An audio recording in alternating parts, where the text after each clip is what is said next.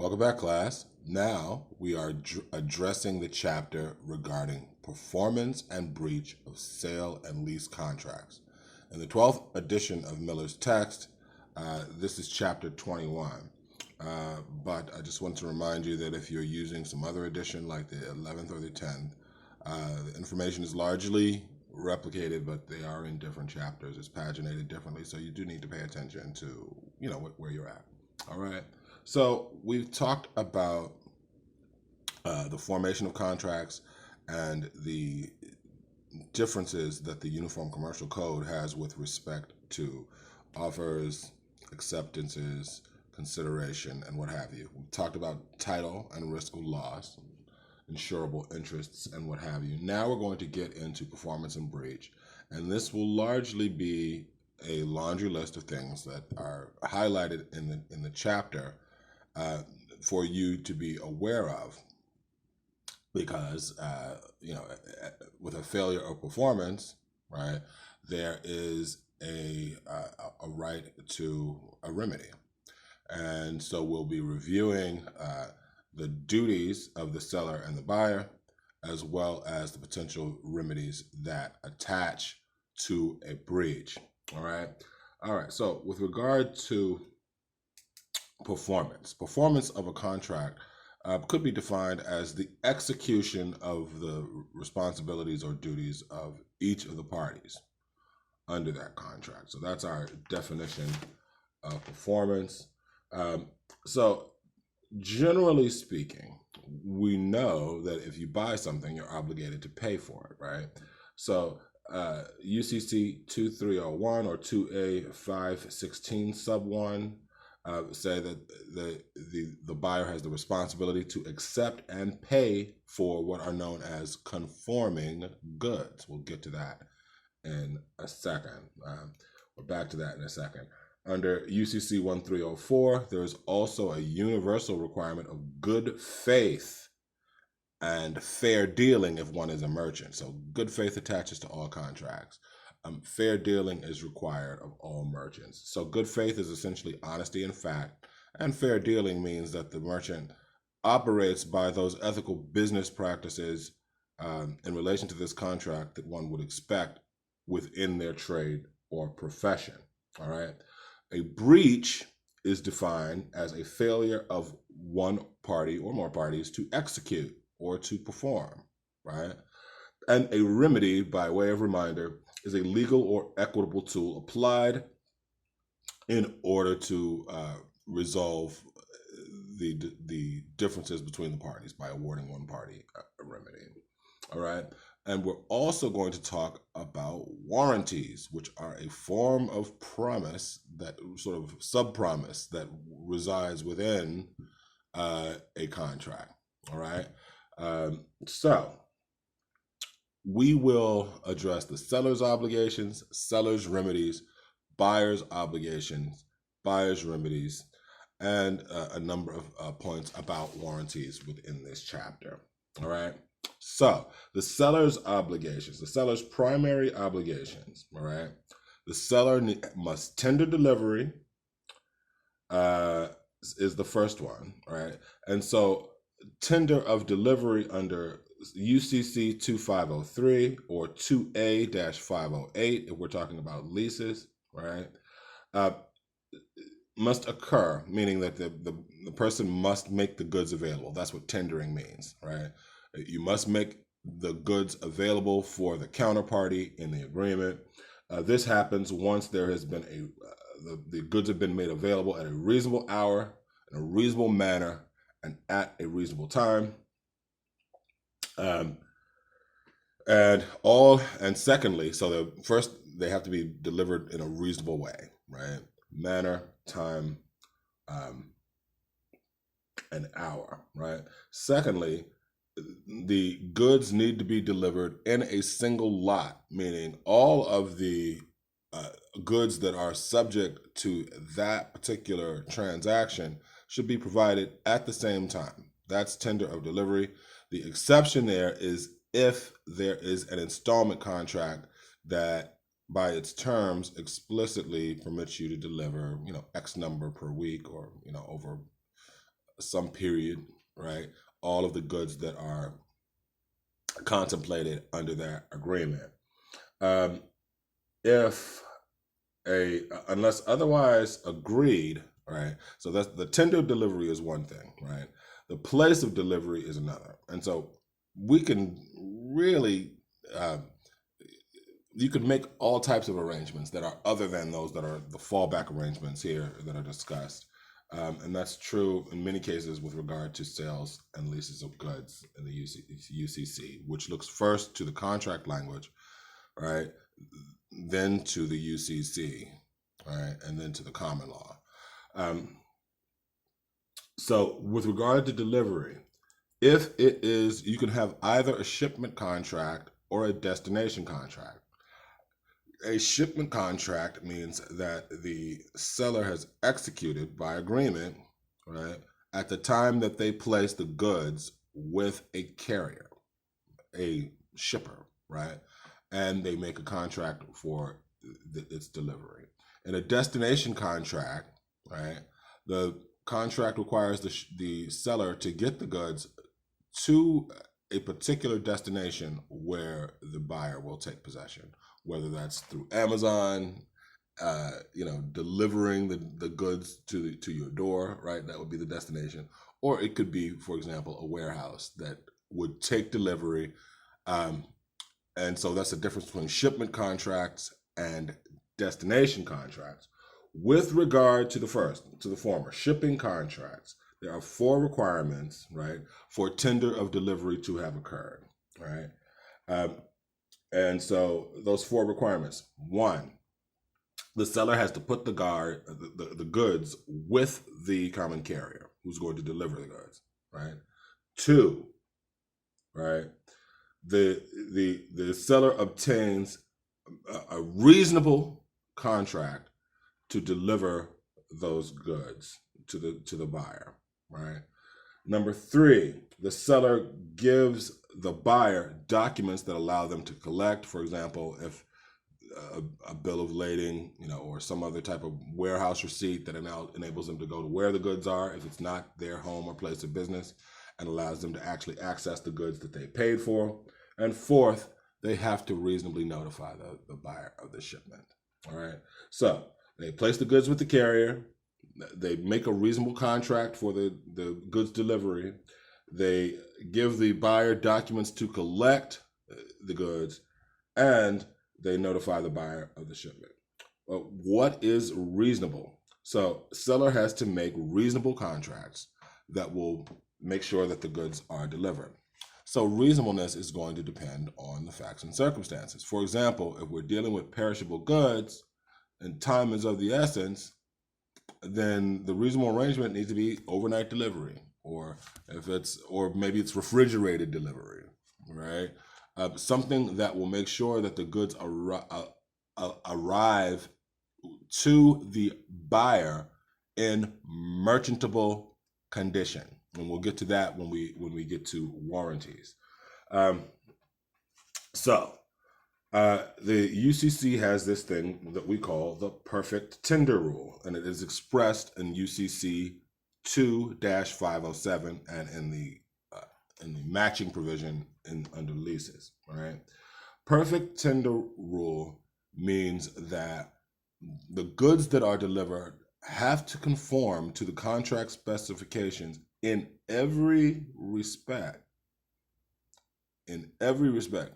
If in any respect the goods don't match the contract specifications, the buyer has the right to reject that shipment, right? The rejection is not a breach, right? It's their right to reject. If they reject the shipment, right, then they don't have any obligation as long as they provide a reasonable explanation and an opportunity for the other side to cure, right? If the buyer notifies the seller that, hey, I ordered 150 fancy black pens, you sent me 150 fancy blue pens, right? I can't use these, or I don't want to use these. They don't match the contract specifications, right? I need to notify that seller reasonably, right? And then that seller should have, in many cases, will have the right to attempt to cure that that failure to perfectly tender the goods, right? So rejection is permissible for a nonconformity that arises in any respect to the contract specifications, even if it's something, apparently minor. If it is in the contract or if it was the term of the agreement, it is required that the tender be perfect, right? And this takes substantial performance out of the mix, right? Um, the substantial performance, if you recall, is a theory by which a court equitably requires one party to do X or Y, right? Because it's required by the contract. The rejecting party can't be subjected to substantial performance if perfect tender was not achieved, right? It's a fairly rigid requirement that there be perfect tender, right? There are some exceptions. Here are some exceptions to the perfect tender rule. 1 is agreement. 2 is the right to cure. 3, if it's an installment, there was an exception if there are installment contracts. 4, impracticability. And 5th, assurances. All right. So with regard to the first one is agreement, right? So agreement is simply that the parties simply agree that perfect tender won't be required in a particular case, right? And that could be for any variety of reasons, and generally for the benefit of both parties that they waive this rule, right? Second, a right to cure. In the case where the seller delivers non-conforming goods, right, and there is time remaining, right, meaning that the contract will not by its terms require performance before the cure is achieved, then the seller can express an intent to cure to the buyer that requires the buyer to permit the seller to engage in a cure. All right. And as long as they cure within the time for that contract, then there is no breach. All right. So if I, as a seller, make a mistake or something happens that is, my responsibility, right? I don't necessarily have a breach on my hands as long as I've got an opportunity to cure.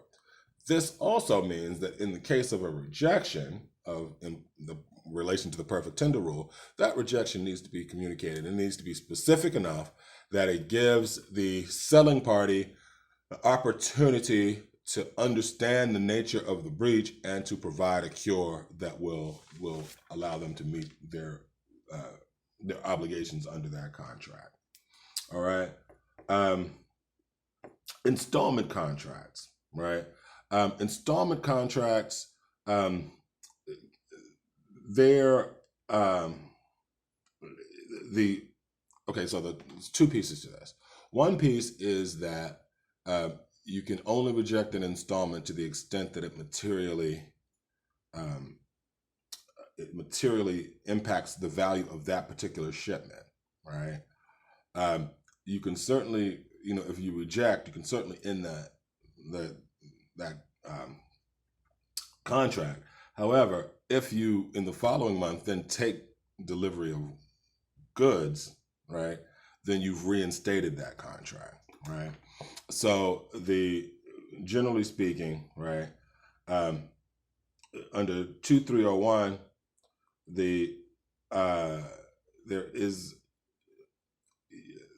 you have to provide the opportunity to cure if it's curable. If it can't be cured, the contract can be voided, but it's reinstated if you don't provide notice that contract is canceled, right? 4th, impracticability. Impractical means that something has become commercially unreasonable to expect a party to fulfill their obligations, right? This commercial unreasonableness has to be beyond the foreseeable knowledge of the selling or leasing party. It can't be that they knew of a circumstance that could impact their the commercial practicability of the contract, right? They in fact must have no idea that something like this could have happened. All right. So this is for unforeseen events only. All right. So a Florida orange grower, Best Centrist Incorporated, contracts to sell its season's crop to a number of customers, including Martin's grocery chain. Martin's contracts to purchase 2,000 crates of oranges. Best Citrus sprayed some of its orange groves with a chemical called carmoxin. When studies show that persons who eat products sprayed with carmoxin may develop cancer, the Department of Agriculture issues an order prohibiting the sale of these products. All right. So there's no way that Best Citrus Incorporated could have known, right, about the, advanced regulatory, in advance of regulatory action, or at least knowledge of, coming regulatory action. They couldn't have known that the use of this product was going to make their oranges unsellable, right? This means that they can't fill Martin's grocery store's order, right? This would put them in breach if the impracticality did not exist, all right? So let's say that only some of the oranges were sprayed with carmoxin. What happens then? Well, then there's a storage of edible, sellable oranges available. Martin's may not be able to get 2,000 crates, but the UCC requires that they be provided access to a pro rata portion of those edible and sellable oranges that actually are available. All right, so Martin's grocery store might get a few, and Billy's restaurant might get a few, and Tina's corner shop might get a few, but it would be done in a pro rata fashion to be fair to all of the contract counterparties. All right. So let's talk a bit about the buyer. All right. What is the buyer obligated to do? All right. The buyer is obligated to pay, generally speaking, for conforming goods, and they are obligated to accept conforming goods if they are indeed conforming and they have contracted for them. All right. This is tempered by the right of inspection, which we have sort of hinted at with the perfect tender rule, but the buyer has an absolute right prior to payment to make sure that the goods conform, right? It may not always happen right then that they inspect the goods, but the right, even if waived, does exist prior to tender. Payment is required under UCC 2-310A when the goods are received or when the goods are made available to pick up or whatever at a warehouse, right, upon the terms of the contract. All right. The right of inspection is under 2-513, and that has to be at a reasonable time, place, or manner upon tender or delivery and prior to payment. All right, so this is what will mark the difference between a rejection of non-conforming goods, right? Or in the case of non-conformance that is discovered after the acceptance, right? There may be limited opportunity for revocation of acceptance. It's a way of unmaking an existing contract. All right. With regard to acceptance, a couple of additional points. Any words or conduct that are in accordance with acceptance, like your objective theory of contracts, will be good acceptance, right? Any failure to reject non-conforming goods is an acceptance, all right? Any acts inconsistent with rejection of the goods is an acceptance. For example, placing the goods on my shelves in my shop is effective to accept. All right. So if one intends a rejection, one needs to reject the goods in a timely and reasonable fashion. It also suggests that you really do need to inspect goods. Now, when you're in an institution that's receiving boxes and boxes and boxes and boxes of goods, right? It may not be possible to look at every unit and say, hey, this conforms, or hey, this does not conform. But it does mean that if you're getting a large lot, you should check, maybe sample from each lot in order to determine whether these goods generally conform. There is some protection from you if you're buying goods and there is a difficulty in being able to ascertain whether the goods are conforming or not. Like it's a large lot purchase, right? And you discover well into the lot that you've got several lots bundled together that are horribly wrong. You can revoke your acceptance, which we'll get back to. But if you have to reject the goods, right? Or you have to reject some portion of the goods, it is possible to reject some, but not all of the goods. This is known as a partial acceptance. And partial acceptances can only occur in respect to commercial units. Now, that doesn't mean a single item necessarily, right? Like if this pen were the good, right? This pen would likely not be a commercial unit. This pen probably came in a package of 24 pens. It's actually a pencil. It came in a package of 24 pencils, right? And those 24 pencils were in a box with 200 other packs of pencils. That one box is most likely the commercial unit, right? How are they sold? To merchants as between merchants. That would be how you would look at that. But to the extent that one box has units that are non-conforming, I can reject that whole box, right? If the other boxes have more conforming units, then I would accept those whole boxes. But I can't take the non-conforming units out of the box that I'm going to reject, right? And then put them into the, switch them out, right? I can't pick and choose. The commercial unit, as they've come to me, right, would be the unit that would be accepted or rejected, not something that I pick and choose. All right.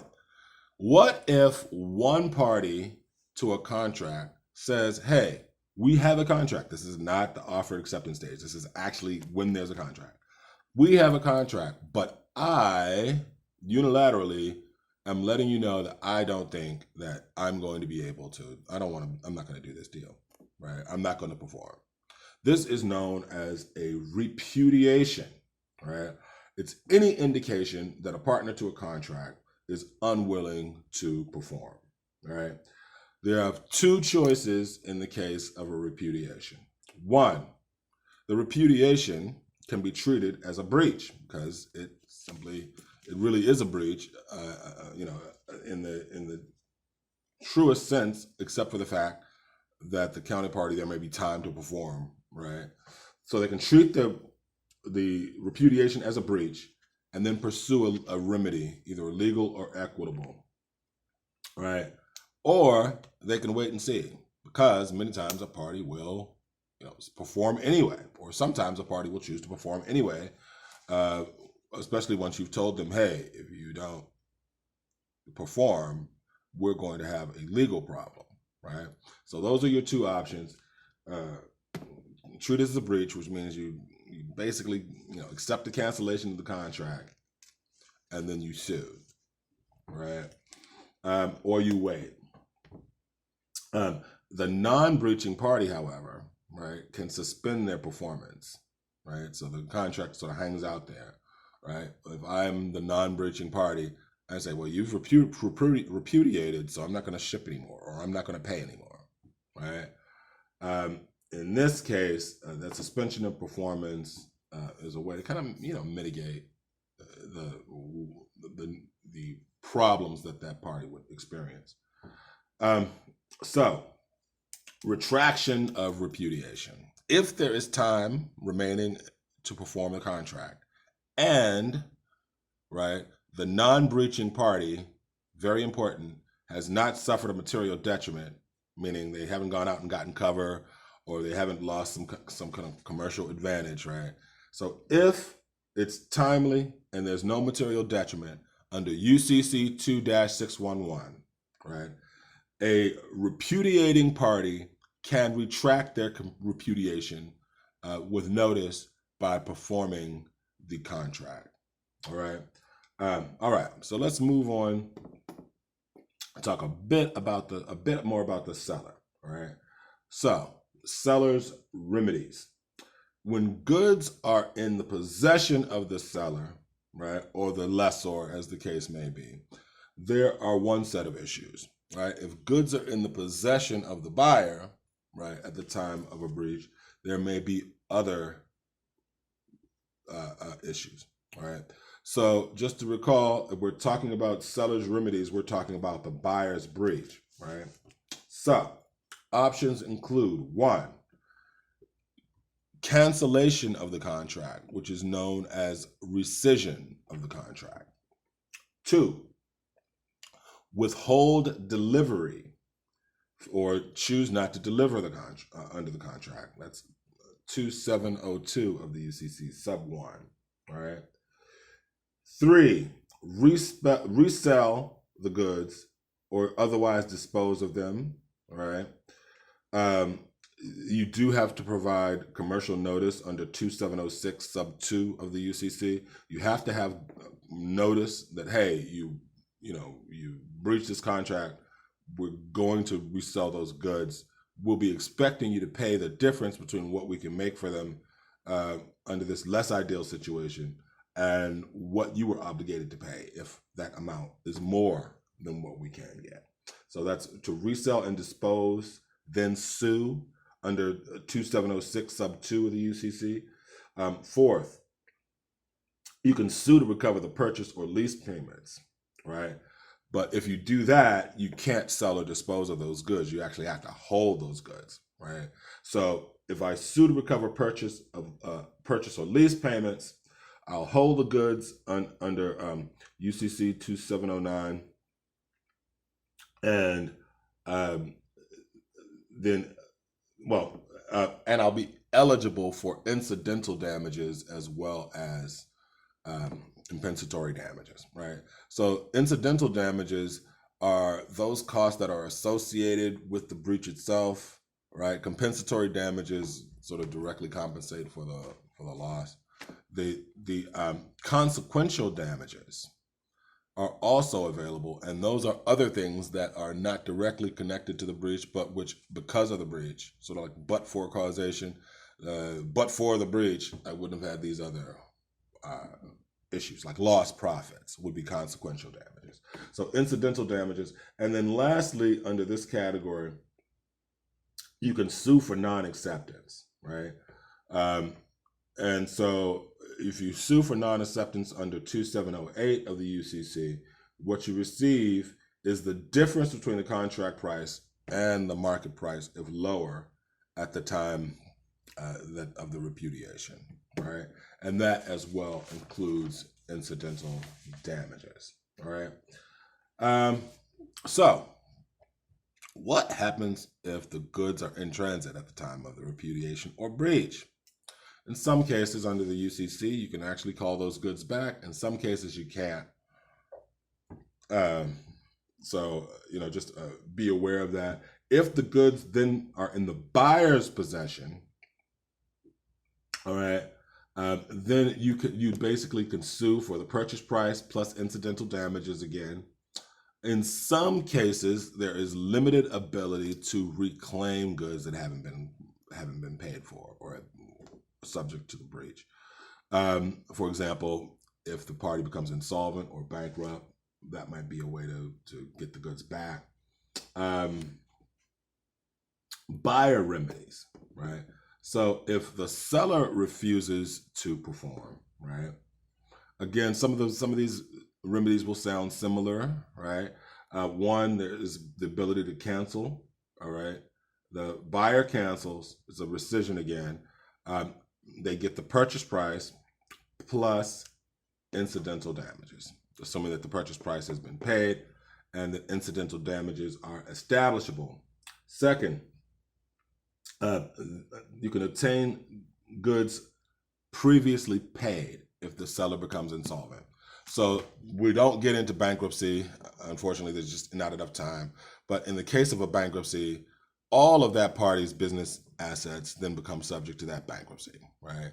Um, and so that impacts a lot of the business of that party, right? But in the case that you have already made a contract and previously paid, then the goods are treated differently from the rest of the bankruptcy estate, right? So you get those goods that you paid for, even though the cause of the breach is the seller's insolvency. All right.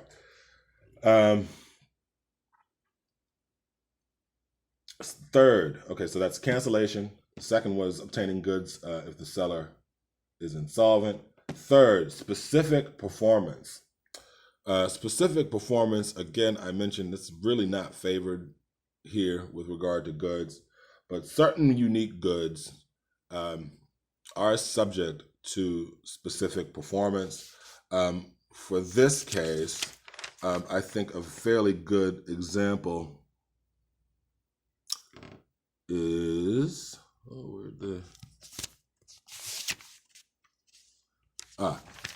so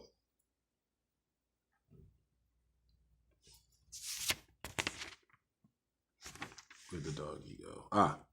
No, that's not it.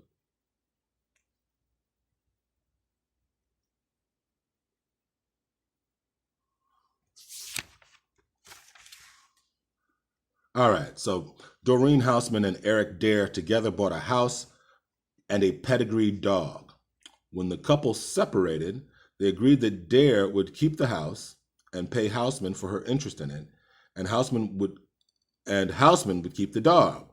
Houseman allowed Dare to take the dog for visits. After one such visit, Dare failed to return the dog. Houseman filed a lawsuit seeking specific performance of their agreement. The court found that because pets have special subjective value to their owners, a dog can be considered a unique good. Thus, an award of specific performance was appropriate. So that's the book's current example. I think it's actually a very good one. Best one I've come up with because it's really kind of easy. Other types of unique goods, custom design goods, right, might be obtainable through specific performance. Again, but that is fairly limited. And the last category under, seller refuses performance specifically is cover plus damages, right? So cover, as I mentioned briefly before, cover is the act of substituting out what you should have gotten from the contracting counterparty with something from someone else. That's known as covering yourself, called cover, right? So in the case that you get where you obtain cover, right? It requires you to basically obtain reasonable cover in order to sue. You can't even get in the door unless you actually kind of cover. That's why you call it cover. All right. But you waive consequential damages if you don't obtain cover. All right. If cover is not reasonably obtainable, then you can just get damages, straight damages, right? So you're required to get cover if you want to use this cover plus damages strategy, unless it's not practicable in order to do so. All right. Other buyer remedies include replevin, and so this allows us to basically obtain dominion over certain goods. So you can recover specific goods from a third party, such as a bailee, if they're wrongly withholding those goods, right? And so the nature of replevin, it's a little bit different than suing a seller who refuses to shed, right? These are goods that have been identified and generally placed. Also, there's a general damages for repudiation in and of itself.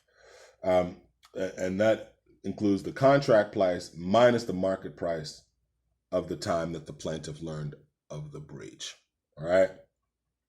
So, with regard to a seller who delivers non-conforming goods, right, in any respect, all right, what rights does the buyer have? Again, We have the right of inspection, and that includes the right of rejection prior to acceptance, right? The rejection sort of goes hand in hand with the seller's right to cure under certain circumstances. So they do interplay. You don't just have the right to reject. You have a contract, right? If cure is possible within the reasonable time, then it's also subject to the seller's right to cure. What if the goods have already been accepted? I've hinted at this briefly. If the goods have already been accepted, then what you're left with is the less desirable option of revoking acceptance. Revocation of acceptance occurs post acceptance. It's not a rejection of the goods. You got the goods. You're using the goods. Theoretically, they're on your shelves or you're doing something with them. Revocation of acceptance occurs in a couple of instances. Let's say you identify non-conforming goods, right? And you tell the seller about the non-conformance, they promise to cure. If they don't achieve the cure, then that's perfect for revocation of acceptance. You kind of see that, right? See how that's different from a rejection too. You're kind of in a position where, hey, I already inspected these goods. We already made arrangements and they just didn't follow through. Second, a blameless failure to discover a nonconformity. So this is the other category here. And there's an interesting case that deals with this. But generally speaking, the right to inspect is also like a duty because any notification of a rejection must be reasonable under the UCC, right? It's got to be reasonable in time. It's got to be reasonable in manner. It's got to be made in good faith, right? The circumstance under which a buyer may not be able to determine the nonconformity is brilliantly sort of chosen, at least from the author's perspective. Fiddle versus Streck, which is case 21.2. In this case, a collector $17,000 baseball card, right, encased in glass, was sold, right? And it wasn't until a number of years later that that card was evaluated and it was determined that this card had been doctored. It had been pieced back together and it had been discolored and color had been repaired, right? The question in that case is, can he come back years later and get his $17,500 back? Well, it's encased in glass. It was sold with the representation that it was in near mint condition, right? So the expectation would be that it was in near mint condition and would remain in that condition because it's encased in glass, right? When it turned out that the card was ungradable, meaning it's basically worthless, he comes back and he tries to sue, and then of course the seller states that I should have had earlier notification of this. And he would be right, except for the fact that there was an excusable reason for the buyer not to know of the defect. All right. Let's see. Few more points. So, other buyer's remedies.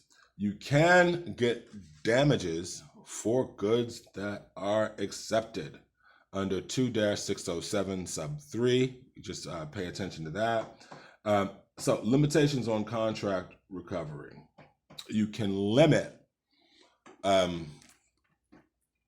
recovery, right?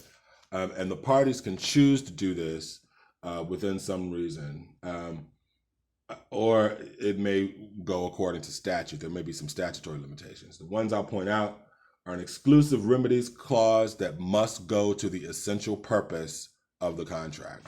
So if I buy a good, technological good, and my exclusive remedy under that contract is to return the good and have it replaced or repaired, right, then I can't sue for damages for those goods, all right? If I do so, I'm going to be told, well, hey, that's my exclusive remedy. The rest of your case has got to go, right? But if let's say that they're unable to make the repair, or they're unable to make the replacement, right? Well, then my exclusive remedy doesn't go to the essential purpose of the contract. So then the exclusive remedy clause would go away. Second, you can by contract limit consequential damages, right? And third, the statute of limitations under the UCC is 4 years. Generally, I've found that pretty common in the jurisdictions where I've kind of done business. 4 years for contract actions. There may be other statutes of limitations depending on the jurisdiction. Now, let's talk about warranties. I'm just going to talk very briefly about warranties. There are different types of warranties. A warranty is a promise that something is so, as opposed to a promise to do something that forms the basis of inducement, right? Warranties also are a type of inducement, right? But I'm not exchanging a promise for a promise here. Here, I'm giving you a list of promises that back up my main promise. I'm going to sell you this good, and I'm going to tell you this good has these qualities. It won't, we'll back up our work for, for this long. We'll do these 3 things to support, right? After the purchase is concluded. All right, so a warranty is a little bit different from an inducement that's used to sort of be the full basis of the bargain, but a warranty is a basis for the bargain. All right, so certain types of warranties automatically attach to a contract for the sale of goods. One of these is the title warranty. It's automatic. It includes the good title, right? A warranty that, hey, what I'm selling you has good title. I have the right to sell it.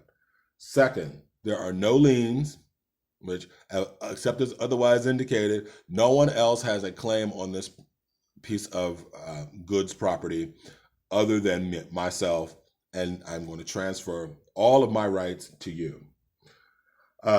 Number 3, no infringement. This means that, let's say I'm selling software. I am selling you software that is free from any infringing properties, and you cannot be sued by any other party, and I'll hold you harmless if you are found to be an infringing party. All right. So those 3 title warranties all attach to sales of goods under the UCC. All right. Then there are express and implied warranties that also may be implicated. An express warranty is an explicit declaration that something is so with relation to the goods, right? They call them representations, right? So we may say, if I were to give you the technical specifications of a computer, right?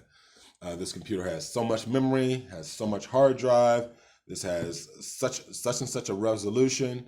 I understand that you're buying the computer in order to do graphics for your webcomic, so I'm going to make sure that it has a very good graphics interface. All of these things are true with respect to this computer, and so that's going to be a basis for my inducement. Even though getting me to buy the computer is what he's trying to induce me to do in exchange for money, these sub-promises form a basis of why I might be willing to enter into that particular transaction, right? So generally speaking, a warranty has to be a fact. This computer has 600 megabytes of RAM or whatever, right? It can't be an opinion such as, this computer is the greatest computer I've ever owned, and it's just better than anything else, right? That is not a warranty. That is purely an opinion. It has no observable basis in objective truth or fact, right? But certain expert opinions may provide warranty. Like, for example, let's say that I'm breeding horses, right? And someone calls to me and they say, I want to breed a racehorse, or I want to breed this particular type of horse, right? If I'm going to sell a horse for breeding purposes, right, I have to give them my best opinion, if I'm going to give an opinion about whether if I understand what their purpose is, right, and I'm going to give an opinion about it, I have to make sure that it's adequate, or that it reflects my best professional judgment, right? But other than that, opinions are not actionable as warranties. And I obviously have to reasonably rely, right? If the express warranty is explicit, it can either be oral or written down. It doesn't have to be written down, all right? Again, that might be complicated by things like statute of frauds, which requires some things to be written down, right? Some goods over $500, for example. And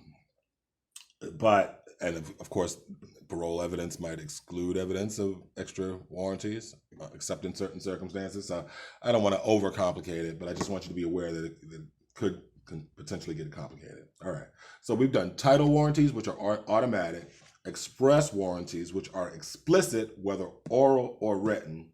Now I'll talk about implied warranties. Implied warranties fall into a couple of types, right? They fall into implied warranty of merchantability, all right, and the implied warranty of fitness for a particular purpose. They're derivations of the other. One comes from the other. UCC 214, merchantability simply means it's fit to be used for the general purpose that it is intended. That's it. So if I buy my cup of coffee from McDonald's, right, it needs to be fit to be drunk at the time that it's given to me, because obviously I'm doing it to get my day started. If that coffee causes third degree burns, right, when spilled, it's probably not the same coffee that I would have preferred, right? And the McDonald's case is a famous case that sort of deals with this issue of merchantability. Fitness for particular use. An implied warranty of fitness is a little bit different, although it's basically the same, but it requires, if the seller knows my purpose, right, the buyer, and knows that the buyer is relying on the seller's skill in selecting the proper item, right, then I've got an implied warranty of fitness for a particular use, right? For example, the breeding of racehorses. You know that I need your expertise in order to get a horse that I can breed with my other horse to get a racehorse, right? Then you're providing me a warranty for a particular use, all right? That's a fitness for a particular use, all right? Other implied warranties might arise from trade custom or prior dealings between the parties. That's all dependent on the situation. And lastly, I should note that warranties can in fact be disclaimed. What does it mean to disclaim a warranty? Expressly, especially, and if you want to expressly do it, you need to do it either orally or in writing. And it will generally, a written warranty will generally have its own limitations, right, within that. But a disclaimer removes any warranty, right? An implied warranty can be removed by selling an item as is, right? Or noting as is, where is, for example. There may be among merchants, or if a merchant, a need to be a bit more explicit. The UCC actually requires the use of the word merchantability as in a disclaimer, all right? And another type of protection that consumers have are lemon laws. A lemon is a car that is sold without being fit for its general use, or that's sold, it's got so many problems that it doesn't make it very far. These are laws that basically allow the buyer to basically come back and get their money back, to rescind the contract. All right. Those are the key things about Chapter 21. So just take a look at the prompts and let me know if you have any questions based on the worksheet. Thank you very much. Bye-bye.